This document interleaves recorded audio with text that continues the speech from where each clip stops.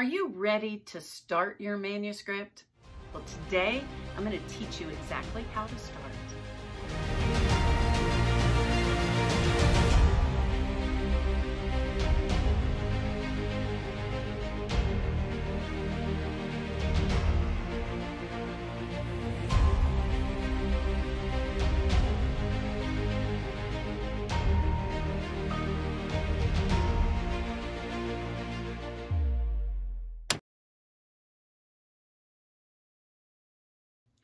With the right method, I encourage you to start with 2 documents.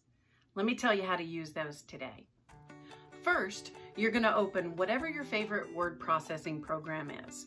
Doesn't matter what you use, there's lots of different ones. There's apps that some people find really helpful. They have different features. Personally, I just use Word. It came with my computer, my publisher uses it so I could submit manuscripts to them. My self-publishing, I can do KDP from a Word document, so it just works really well for me. But it doesn't matter to me what you use. Whatever word processing program you like, use that.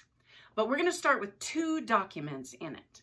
The first document, of course, is going to be your manuscript, and I'll tell you how to start that in just a minute. But the second document that you need is what I call a journal. It is a place where you will write whenever writing in the manuscript is too hard, or you've gotten to a spot where you're stuck, or you just don't feel like it. All of us who write have those kinds of days. And so instead of trying to plow through in the manuscript, I'm going to encourage you that whenever it's hard to write in the book, just switch over and at least start in the journal. Now, what you write in the journal is really up to you. I mean, you can use it like a diary and put your feelings and your emotions in there. There's a time and a place where that's really helpful for writers, and I'll talk about that later on in the series. But mostly what I'm talking about is just a place to dump words. You want to be in the habit of writing 500 words every day.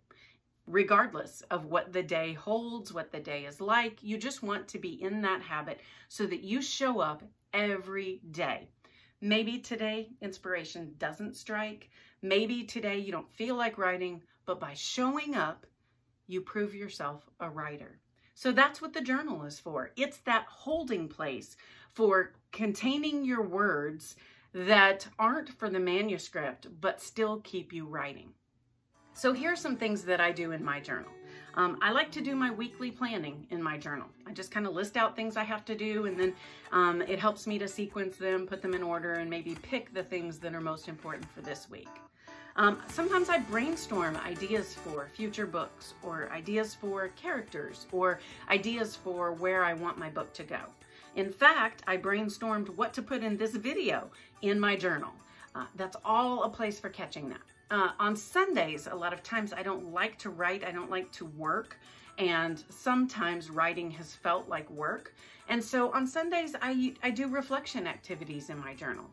Maybe I type a prayer in there instead, or I put notes from the Bible study that I'm doing. Sometimes I use my journal to capture things I'm thinking about from books I've read. It's really just a repository of stuff. If it's important, I'll put a heading on it so I can find it later, but most of it really isn't. But what it does is it keeps me in the habit of writing. It keeps me in that cycle of every day I show up and I write 500 words. I have had days where in the journal I write something like, I don't know what to write. I don't have anything to say today. I'm trying to get 500 words, 500 words, 500 words, 500 words. So this is not stellar writing skills here. What I'm working on is consistency, and also I use my journal for speed. I want to type as fast as I can, and I want to do maybe like a free association or something just to teach myself to keep those words flowing through my fingers and into the document. So that's what the journal's for. How you format it, how you set it up is really up to you because it's not intended to be read by anybody else. It's just a secondary document for writing. So back to the original document. This is where you're going to put your manuscript. So let's get started on that. First thing you want to do is open a document. You want to title it the tentative name of your book. If you don't have it all worked out, that's okay. It could be book about whatever your topic is, and that works too. You can always change the name of the title of the document later on. Once you have your document opened, then first page, that's going to be your cover page. So go ahead and write that tentative title of your book in there. Hit a return and start on a new page and type the word table of contents. Now, depending on what kind of publishing you're doing, this table of contents may be different, but for getting started, we're going to start with a table of contents right here. Write the word table of contents. Hit return, go to a new page, and now we're going to start one of the most important features of the Write method. It's what I call the messy ideas list. This is the place right there directly in your manuscript where you're going to just deposit all the ideas that you have for your book. So that's what I want you to do first. Type the heading Messy Ideas List and then just start listing your ideas. These are kind of bullet point ideas. These aren't well formulated, certainly not complete sentences, but just put everything in there that pertains to your book. Ideas for chapters, maybe anecdotes that would be helpful, statistics that you know or you've thought of that might be important for your material. If you're writing fiction, you might have some character descriptions in there, whatever it might be, anything you think about that will probably end up as part of the manuscript needs to go in the messy ideas list.